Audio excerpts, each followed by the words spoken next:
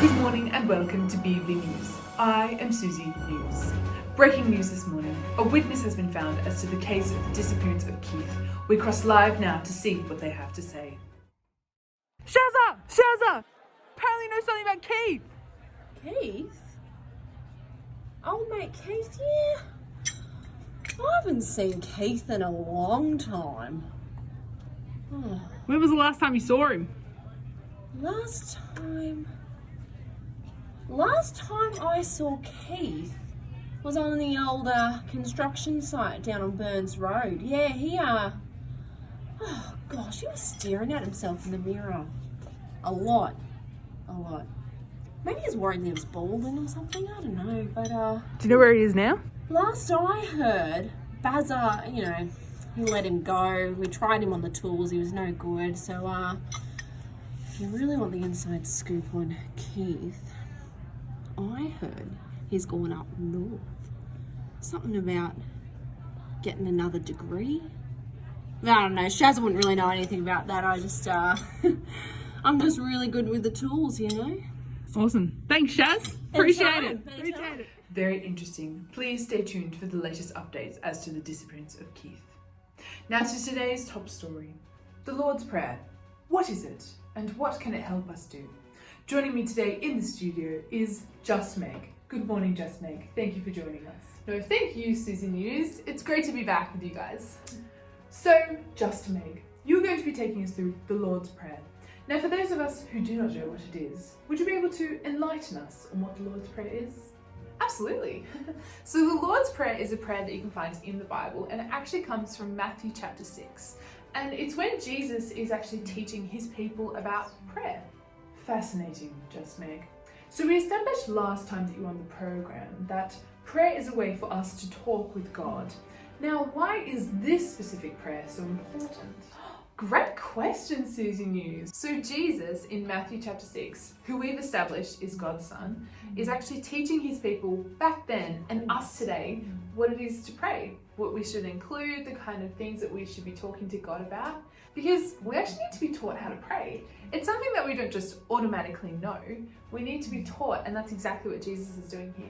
Much like learning how to write with a pencil or ride a bike or even present the news, we need to practice. And so Matthew chapter 6 verses 9 to 13, which is the Lord's Prayer, shows us how we can do this in talking to God. He taught us how to pray. I didn't even realise. Well, so if it's so significant then, how do you use it? Do you use it when you pray? I mean, it's pretty helpful, I've got to say. It definitely helps me when I'm praying, especially in times when I don't quite know what to say to God, but I still want to talk to him. And I can even use it as a template to just say it by itself, or I can use it to add and spice it up in my own way about things that are going on for myself. I will say though, it's also helped me just get better at praying and spending more time with God. Actually, do you want me to show you? Yes, please. Yeah, do, I'll show you. please. I'll show you. One sec, I'll show you. Wait, Just Meg. Come on, I'll show you. Where are you going? Well, you can't just leave mid-broadcast. Get back here. What? Okay, Suze, relax. I'm just standing near the whiteboard. Everything's fine. Yes, okay, we all good? So actually on the board here, I've written out the first 2 verses of the Lord's Prayer. So I thought that we could have a read through this because the first 2 verses actually spent a lot of time talking about God. And these are good things for us to be thinking about and praying about. Indeed, there are some big claims there, but I don't think I've ever started my prayers in that way. Me neither, until I started using this prayer to actually help me pray better. So the prayer starts with Our Father in Heaven. Now tell me, Suze, what do you reckon you think that means? I would have to say that it's actually showing us who we're praying to. That it's our Father who lives in heaven. Couldn't have said it better myself, Suze. Well done. All right then. What do you reckon this next line means? Help us honour your name. Honestly, I'm not quite sure, Meg. What does it mean? Well, Suze, I was a little confused by this at first as well, but essentially what it's saying to us is that we are asking that God and who he is will be honoured and respected. And we can be doing this by praising him. Interesting.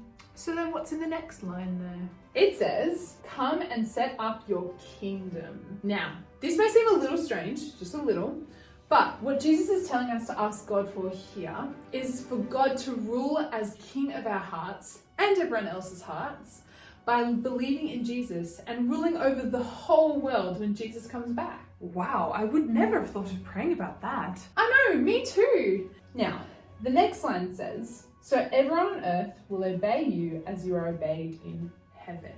What do you reckon that means? Well, it sounds like we want everyone to follow God and to follow what he tells us to do, like what's happening in heaven right now. Ladies and gentlemen, Susie News! Spot on! Fantastic stuff. We love to see it. So essentially, what's happening here is God knows everything, right? And has the best plan for me and for you, Susie, and for you guys. So Jesus here is getting us to ask him to have that plan happen on earth as well. Wow, and that's only the first half of the prayer? That's incredible. Definitely. It's pretty solid so far, isn't it? I honestly cannot wait to hear more, Just Me. Join us next time as we discuss the second half of the Lord's Prayer.